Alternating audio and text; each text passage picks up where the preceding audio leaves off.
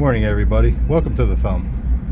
Pretty chilly morning, but it's on an upward tick. I think it's like 18-20 degrees out right now, and it's kind of balmy actually. I honestly have a little sweat on. But anyway, what I want to show you. This is what I walked out to this morning. My boiler temperature is that's at 184 now, but when I first walked out it was 185. Here's what the coal bed looks like. You can kind of see along the edges you can see the air chambers, or whatever you want to call them, and you can see where all the ashes are cleared away from this part here where all the gas and smoke exits out of this firebox. So what I'm going to do is put some smaller stuff, almost like kindling, across that opening there, kind of creating a perishable grate, you might say. And I'll do that, and I'm going to stir up the coal bed, and I'll get right back with you. Actually, I'm going to show you this before I stir up the coal bed, but you can kind of see what I did there. What that does, it leaves a lot of air gaps in there, so the gas, once I start filling this full of wood, all that gas will still have a way to get out. The air path, whatever you want to call it, it's functional. It'll allow all that gas to go out, and makes it burn more efficient that way. Well, here you have it. It's like, if you look down there, you can still see where the air is still, the air vent, or whatever you want to say, the air passage is still very open. And when I throw wood in there, it's still going to be open. So that's kind of what you want, because it's getting kind of hot. But you can kind of see along both sides where the air is coming into the box here. It's kind of creating a little bit of a forge or a blowtorch look to it. And that just helps all that creosote get burnt off. Now I'm going to load it up and show you something else I want to point out. Okay, anybody that watches my videos a lot is probably saying, well, here we go again. But I really can't stress it enough. I'm not saying this is perfect, and I'm not saying everybody should do it this way, but it works for me. I put the wood in opposite of what you would think you should put your wood in.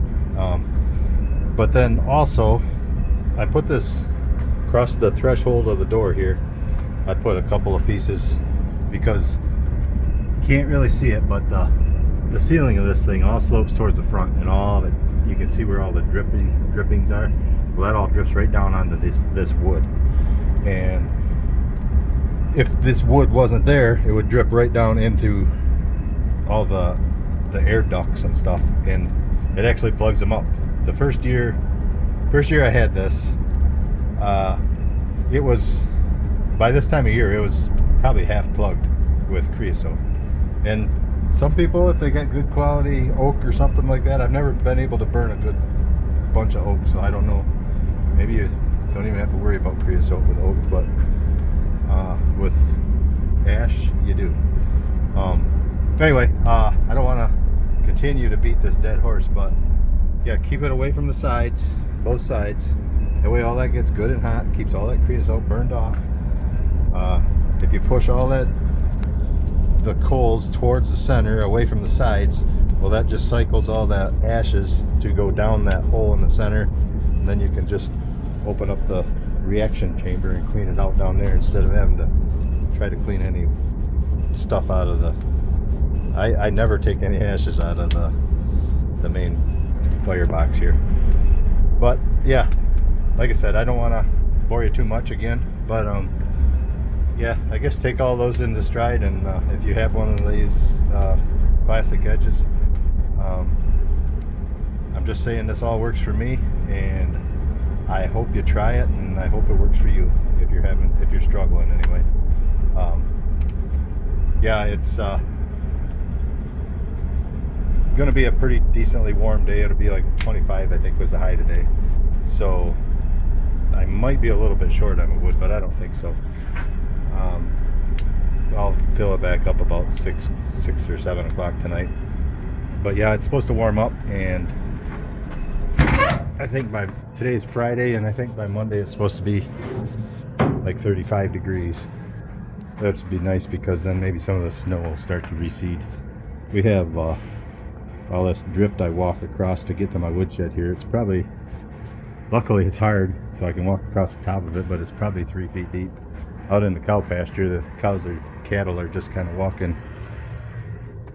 They have little paths cut. They're walking from the hay bales to their lick tub to their water and in the shed. They don't really stay in the shed much in weather like this, but it's available for them, so they have kind of a trail. They have trails going all through there.